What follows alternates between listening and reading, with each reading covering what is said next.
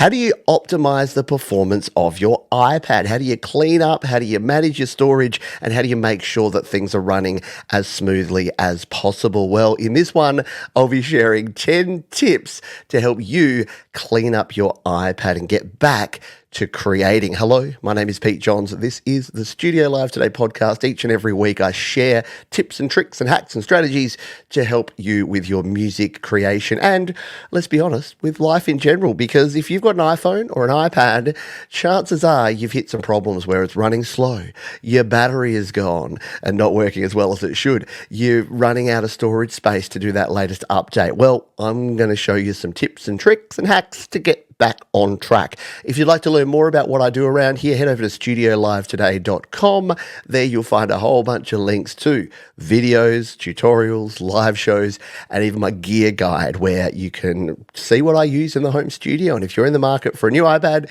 or any gear for your home studio or your life in general, go to the gear guide, studiolivetoday.com/gear. If you make a purchase, they break off a chunk and send it my way. Let's dive in, shall we, and start with tip number one, and that is to manage your storage. This is where you're going to do a lot of your optimization work here in the iPad. So by tapping on your settings, you're going to jump in here and be able to go over on the left to general and on the right to iPad storage. Now, this will be called iPhone storage or iPod touch storage if you're using an iPod. It's all the same sort of stuff. And what this will do is really handy because at the top here, it tells you how much storage space you have on your iPad. Now, I'm very lucky that I've got 2 terabytes on this iPad. This is a loaner from Apple. When I buy iPads, I usually get the 256 or the 512 gigabyte models. Now, getting as much storage as your budget will allow is always a good idea, but there's ways to optimize storage, which is what we're going to talk about here. So you can check how much you're using there. The first thing that we can do here in your storage management is to offload unused apps. Now, if you want to enable this, it's fine, because what it does is it tracks what apps that you aren't using regularly and then it offloads them. So the way Apple apps work is they download to your device, but they will always live in iCloud. So you'll always be able to re-download. So offloading won't delete, say you offloaded GarageBand, it won't delete your GarageBand projects, as it'll save those, and especially if they're saved in iCloud Drive, which I recommend you save them there. But what it will do is remove the actual app. When you go to use an app that's been offloaded, it'll say this app is offloaded. It'll have a little cloud icon. You tap it, it goes and re-downloads. Now, why is that inconvenient? Well, apart from the fact you have to wait to use the app, if you're not online, it can't download it. So if you're using your iPad away from Wi-Fi or not connected, it can be a bit of a hassle, and you can find yourself constantly re-downloading and offloading apps as you run out of storage. So use it if you like. But my recommendation is if you've got enough storage, stay away from the offload option, at least for all of your apps there. But what you can do is actually come down here and check and see which of your apps are actually using more storage than others. Now, what you can do from this is if there's an app that you're like, I don't really want that. Let's say this Pinball Masters. I don't remember that game. I don't know why I downloaded it. It's taking up 2 gigabytes of storage. All I need to do is tap on it and then hit delete app. Now, you'll notice that offload app is there as well. So if you don't want to fully delete it, you can offload individual apps. But if I delete this app, it'll ask me, yep, do you want to delete everything and all of its data? I say delete app, and no more pinball for me. So that's gone away. So that's how you can use the iPad storage, the managed storage option, to free up a little bit of space. While we're in here, let's talk about some of the apps that take up space that they really shouldn't. And I'm looking at you, Facebook. I'm looking at you, YouTube. I'm looking at you, Instagram. Why am I picking on these ones? Well, here's the problem. They use a lot of caching. Now, some of them is deliberate. So if you say are using YouTube and you've got YouTube Premium, you can download videos to your actual device and watch them when you're offline. But if you've used YouTube a lot, what you may have noticed is even if you haven't asked it, even if you're not a YouTube Premium user, your YouTube will start bloating. Now, on this iPad, I don't watch a lot of YouTube, so it's only showing here as 737 megabytes. But to give you a bit of an idea of what can happen, if I fire up my phone and go to the same place, on here you can't really see. But what this is telling me is that YouTube is using 18.31 gigabytes. which means that there's a lot of space in there that we can recover. Now, let's delete it here, because what you'll need to do is you'll need to delete and then you'll need to reinstall an app. So let's just show you how this would work. Let's just say that this was using a lot of space and I wanted to free up some of that. I'm going to hit the delete app button here. It'll say, yep, it's going to delete it. It's going to delete all your documents. Your life will never be the same again. Oh, well, it's gone now. It's fine. So how do I get it back? Well, all I need to do is go to the App Store. So we're going to slide down. We're going to type App Store, tap on App Store and dive in here. Go to the search box, type in YouTube. And this is a bit meta, uninstalling YouTube and reinstalling YouTube on a YouTube video for those watching the video versions. And you'll notice if you've downloaded it before, it'll have your little cloud icon there. So all we need to do is tap on that cloud icon. If you hadn't downloaded this before, it would say get. So it's going to download the YouTube app.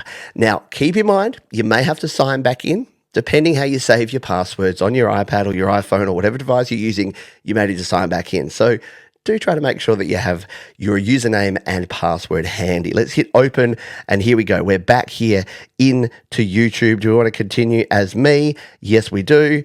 And no, I don't ever allow notifications because that ain't no good. So YouTube is back. I can start using the YouTube app. Let's jump back over, however, to my settings, because YouTube should have re-arrived in my apps here. We'll just go back and then back in to iPad storage, and we'll scroll on down. And let's just see if we hit this show all button, it's going to show all of my apps. Let's see how far down YouTube is now that we've freshened things up. I can't even see it yet. There it is. So it's now 268 megabytes. So you can see there that without all that extra baggage that had been tacked on over time, we've freed ourselves up about 500 megabytes of space. And if you check your YouTube and you're in the gigabytes, well, yeah, you're going to save yourself a lot. Facebook's a good one for this, Instagram, Snapchat, anything that uses video or audio or even photos, anything that's caching that. Caching just means saving a copy locally. Sometimes they get a bit unruly and you got to delete them. You got to tell them to go away and then come back. And guess what? You save yourself some space. Number 3. So we can remove unused apps from here. You can scroll up and scroll down. It's in order of how much storage space they're using. The other place that you can delete unused apps from is, by swiping up, is to just come here and actually delete them directly. So you can be scrolling through here, and if you see something that you don't use or you haven't used for a long time or you don't need anymore, you can delete it. So let's find something that I don't need and I don't use anymore. These are all cool music apps, so I'm going to keep all of those. I don't remember what New Path is, so let's remove it just as a example here. So we'll tap and hold on this one, and down here we're going to remove app. Now, if we tap that one, it's going to give us the option here to just remove from the home screen or delete. So we want to delete the app. And then, do you really want to delete it? Yes, you do. Okay, we'll delete it. Now, remember, if you delete an app and you've paid for it, you can always go back and re-download it. Deleting is not permanent when it comes to apps. However, if it's saved some data on your actual iPhone or iPad, don't delete it, right? Don't delete it from here because it's actually going to remove that data as well. If the data's saved in iCloud, then you get a backup of it. So always check that before you go ahead and delete this.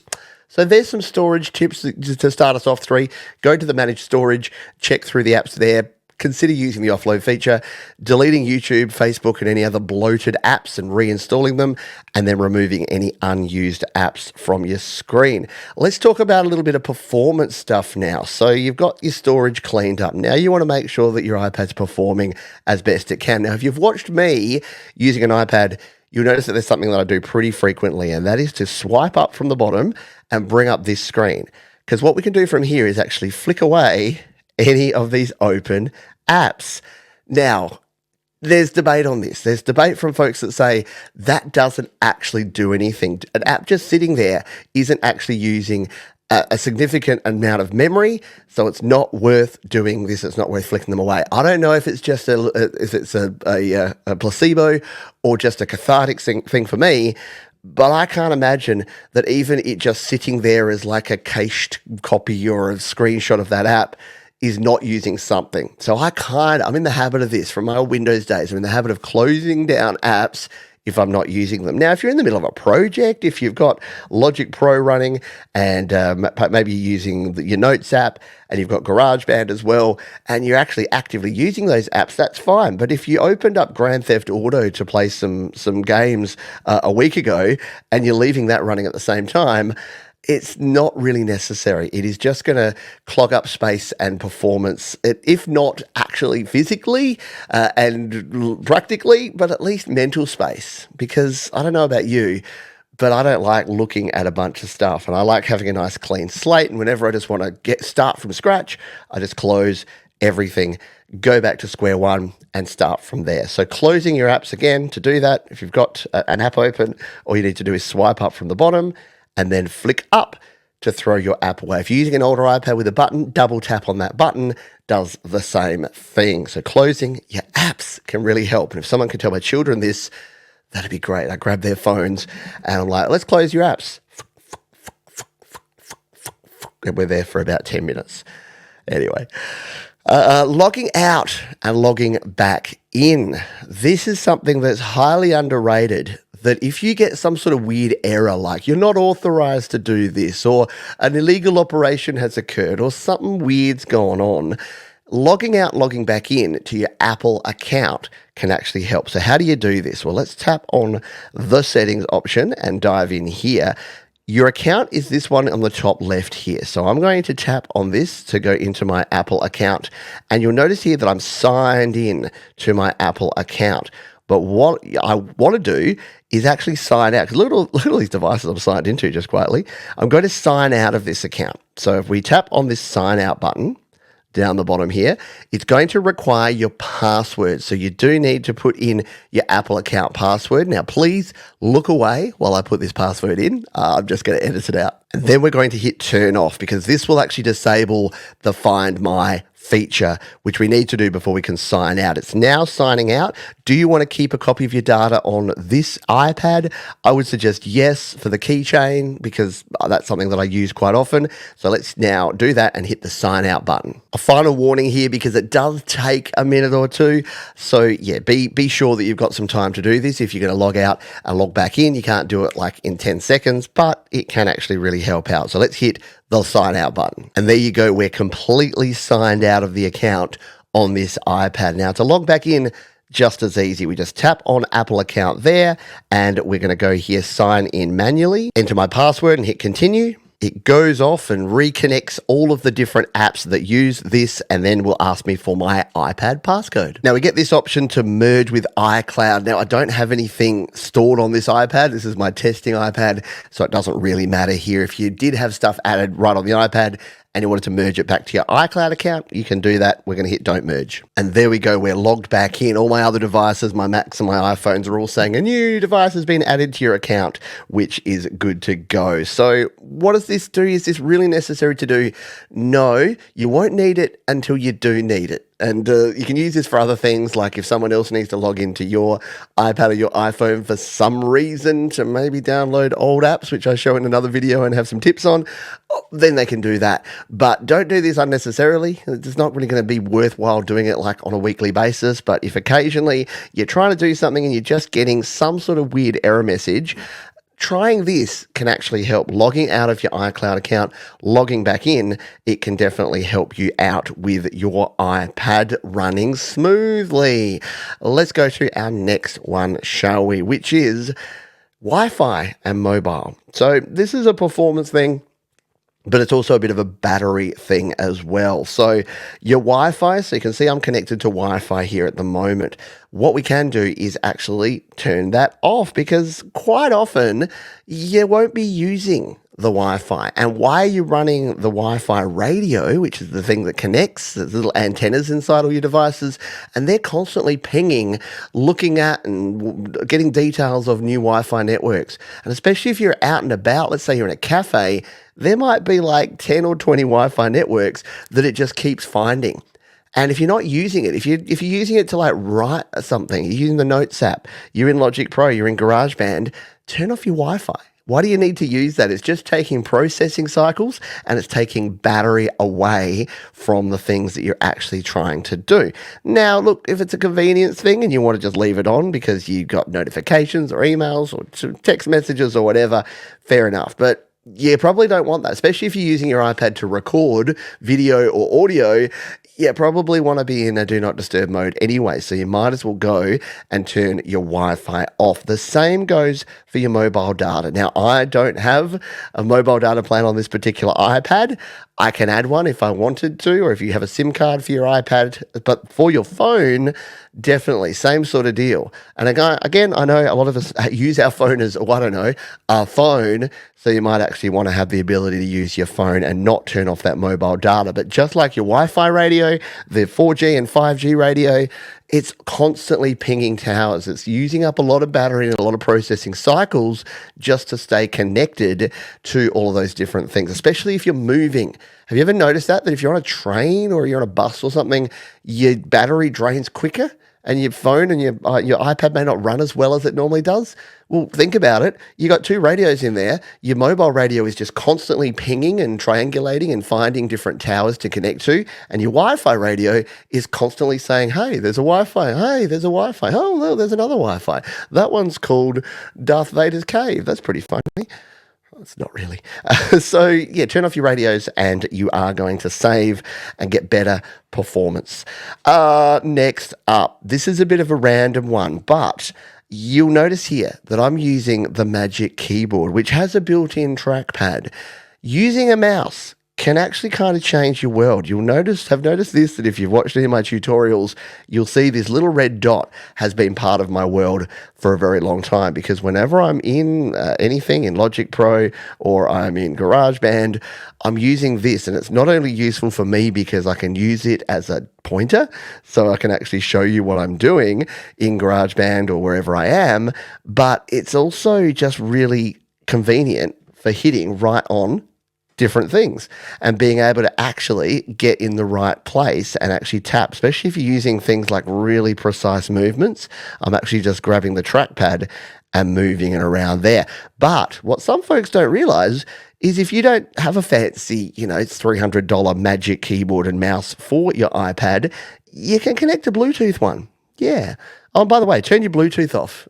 If you're not using Bluetooth, you can also turn your Bluetooth off. If you're not using any Bluetooth devices, turn that off. So you can see here I've got my Pencil Pro and I've got this connected to a Magic Keyboard. But you'll also notice I have some other stuff down here. I've got my AirPods, but I've also got my mouse. So you've got a Bluetooth mouse here. It's not connected at the moment because I'm using the trackpad, but you can actually connect up a mouse to your iPad. And it's just, until you've used a mouse and even a keyboard with your iPad, you kind of don't really know what you're missing, but it can actually be a real productivity hack to be able to just slide around here on a trackpad or on a mouse and being able to tap and get really precise controls over everything that you're doing here in GarageBand, and especially in Logic Pro, which has a whole bunch of kind of fiddly little options that you play around with. Oops, I can't connect to my... It hasn't reconnected to iCloud Drive after I've turned off and on there. So we just need to we'll need to do that afterwards. We'll close things down. So we'll close the apps again to show you how to do that. So yeah, mices can be super handy as well. The next tip. I was going to lead with this one, but it's so simple and it's so obvious and it's so boring, but it is so useful. And you know what it is? Turn it off and back on. Yes, many people call it the universal fix because it fixes so many things. A lot of things that are happening on your device can be fixed by simply turning it off and turning it back on again. Now, the way that you do this differs by your different devices, but usually just holding down either the power button, not that one because that brings up Siri, as you can see there, but the power button and the volume up button can actually do that. You can stop listening now, Siri. That's enough, Siri. I'm not online, so Siri can't do anything anyway. There you go. She's gone. So yeah, turning it off and on can be a really handy thing. You can also reset. Don't reset to factory settings though, because if you do that, you're going to lose everything that you've got set up. But if we come in here and we go to the search option, this is a quick way to go reset here. You can reset all settings and you can log out that way. But don't do that. Don't do that. Just turn it off and back on again. It's a simple way. It's a simple fix. You can shut down. There it is. That's where I was looking for, the shutdown button. So you can shut down here, but don't do these. Don't transfer or reset your iPad because that'll do a lot more than you want to. But if you just want to shut it down, you can do it from there or just hold down usually the power button and the volume up button, and it'll power off. And then turn it back on. Now, why is this such a magic fix? Why does this do so many good things? If you don't know much about computers, just imagine you going to bed at night. Like it's not that you can stop thinking about things, but when you completely switch off at the end of a day, and then you wake up in the morning, you're not thinking about those same things. Whereas if you're doing, and then you're like, all right, I'm just going to go fresh now. It doesn't quite work that way. You need to completely refresh yourself. So that's not a technical answer, but if you want to kind of get a bit of an understanding for why it's good to turn something off and turn it back on again, just think about it in terms of that. Give your computer a little rest. Like we used to actually say that back in the days where computers had like fans and they had processors that would actually warm up and overheat, turning them off for a while could actually help that. It could cool everything down. And then when it comes back on, it's fresh, it's cool. I'm starting to sound like a hygiene product ad now. Fresh, clean, and confident and comfortable. But yeah, it's really a handy thing to do. And again, the number one thing, when people come to me with problems and they're like, I can't do this. I'm like, I know, it's like the IT crowd. This one. Have you turned it off and on? Yeah, it's the same thing. Well, hello, welcome to IT. Have you turned it off and on? It's the same thing in my comments. Someone says, you just said that there's a new GarageBand version, but I don't have it. Have you turned it off and on? What has that got to do with anything? Well, sometimes if you turn it off and come back on again, it refreshes everything and it will re-ping the Apple server. And if there's an update that it didn't find before, because sometimes it only updates, it only pings the server every like 4 hours. But a refresh, turning it off, turning it back on again, can kind of force it to do that. It's the same reason I said log out of your Apple account and log back in. Can do the same sort of thing. It can just reconnect things and get things organized. So yeah, consider turning off and turning back on again. Low power mode. Low power mode is a sneaky good way of reducing your usage, not only for battery, but for your performance as well. So if you're not aware, low power mode, if we swipe from the top right, it's one of the options that we have here. Now, I realized that I've got the new setup here, and I haven't actually customized this on iPad OS 18. So I'm there. No, where is it? You're like, great work, Johns. Here's a good tip, though. Additional tip. If you don't know where something is in iPad OS, swipe down and start typing it. Low power mode. There you go. So to turning low power mode on, what this does is it does a few things. It turns your battery a lovely yellow color in the top right corner, but it'll do some things to actually reduce the load on your battery, but also reduce the load. The reason it can be good for your performance is it'll stop things like background apps refreshing. So you can do that manually. So if we swipe down again, if we go background apps, background app refresh, here you go. This is an additional tip. If we come in here and we go to the background app refresh settings here, you'll notice that I have it off here. Well, it's off here now because of the low power mode, but let's just turn low power mode back on. Getting used to all of this newfangled iOS 18. So if we turn low power mode back off, and then we come back to our background app refresh, so here, it's refreshing all of these apps over Wi-Fi. That's crazy talk, isn't it? Yeah, so I don't actually want this. I'm going to turn all this off. I'm going to turn all my background app refresh off. But yeah, you may want it for things like Instagrams or Snapchats if you're that way inclined. But if you can turn this off manually, but if you want this on for most of the time, but when you're working on something that you don't want to be interrupted or you need as many of those processing cycles as you can just simply go into low power mode here, turn that one on, and it's going to do that as well. It's going to help protect your battery and give it longer life, but it'll also improve the performance of some of your apps. Now, some apps with some functions will actually not perform as well in low power mode. So because it's pushing less cycles and it's trying to save battery, if you're doing something that's graphically intensive, say video editing or rendering video, you probably don't want low power mode on. I learned that the hard way with LumaFusion. I was rendering out a 4K video. I was in low power mode and I was like, why is this taking a decade when it usually takes like 5 minutes? And it was because I was in low power mode. So some things will need the low power mode to be off, but you can turn it on and just experiment with it. Just save yourself. And even if you're plugged in, you can turn it on and then plug in, and you'll save yourself those background app refreshes as well.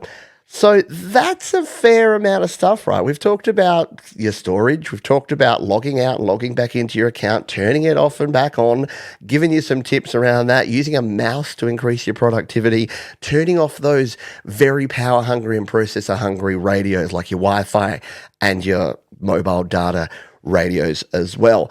What's tip number 10 then? What's my final tip for you? Buy a new iPad. I know, I hate this. I hate that this is a tip, but there comes a time. My time was when I had an iPad Air 2. If you've been around this channel for a while, you'd remember the one with the old blue and red cover. I loved that iPad. It was my favorite iPad. It had the big chunky bezels. It had the home button. It had a frickin' headphone jack. It was the best. And I fought until I finally had to upgrade and I updated to the iPad Pro 2020.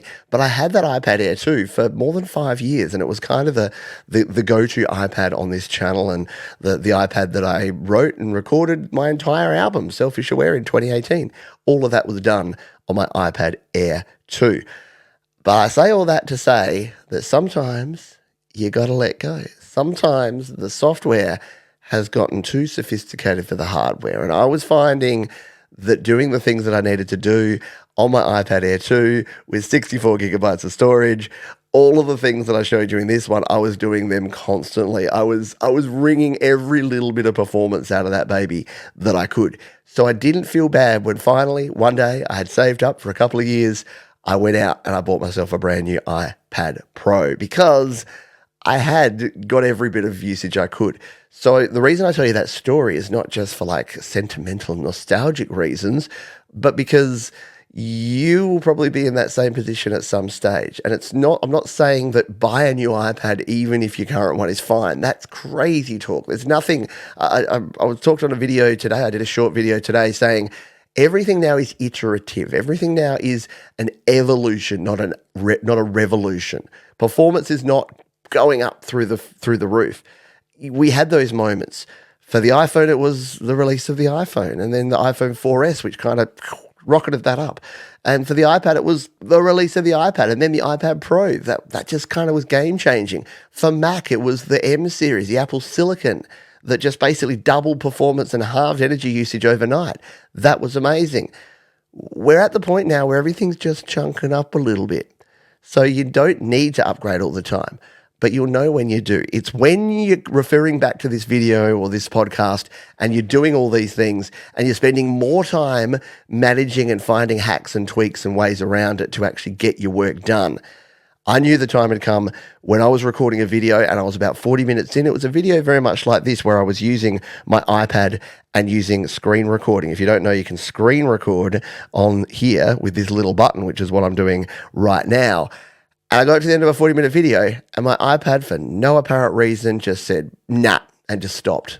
Didn't record, and I had to do that 40-minute video again. And I thought to myself, that's a giant waste. And this is telling me something. This is saying, Johns, it's time to buy a new iPad. It's time to say goodbye to iPad Air 2 and upgrade and join the 21st century. So I did, and I haven't looked back. But again, don't do it because it's the new hotness. Don't do it because you think it's going to improve your music or improve your creativity. It's probably not going to do that. But if you're so frustrated, if you're spending so much time wrangling your current iPad, it may be time for a new one. And if you're looking for a new iPad, head on over to my gear guide, studiolivetoday.com/gear. You can see what I'm currently using, and you can also use that as a catapult to jump over to Amazon, to eBay, and find yourself your next iPad. At the moment, I think the sweet spot's the iPad Air, to be honest. The new iPad Air with the M2 is fabulous. It's great. It's nowhere near the cost of the M4 iPad Pro, but it's much, much better than even the new iPad mini and the iPad Vanilla as well. So yeah, iPad Air. Go check those out. They're really, really good and decently priced. So that is going to do it for this week's Studio Live Today podcast. Do you have any additional tips? I would love to hear from you. You can email me, pete@studiolivetoday.com. You can leave a comment if you're watching the video version. If you're listening to the audio version, you can leave a rating or a review on your podcatcher of choice. And wherever you're watching this, if there's a way to stick a thumb up or give a tick or a high five or a like or whatever it is on whatever platform and however you're watching it, anytime now or into the future, please go ahead and do that if you so desire. Remember, studiolivetoday.com has all of the ways that you can get in touch with me, all the ways you can keep in touch with the channel and keep up to date with everything we do around here. And as we say at the end of each and every thing we do around here, please, folks, be kind to yourselves this week. Be kind to others. Keep creating, and I'll see you next time on the Studio Live Today podcast.